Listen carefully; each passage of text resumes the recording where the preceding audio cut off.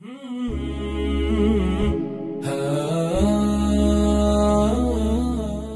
الله الرحمن الرحيم. اليوم الجمعة 24/5/2024 تم توفير بحمد الله مياه للشرب للمخيمات النازحين في قطاع غزة، وذلك بتبرع كريم من براستكس، ونشكركم على توفير المياه للنازحين. ثانك يو براستكس.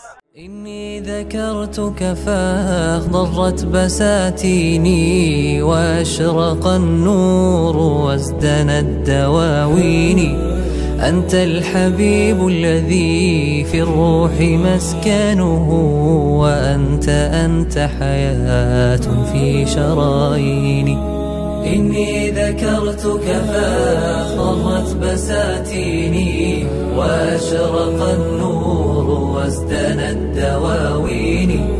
أنت الحبيب الذي في الروح مسكنه، وأنت حياة في شراييني. يا رحمة الله كم لقيت من وجع، وقد صبرت لكي بالدين تحييني.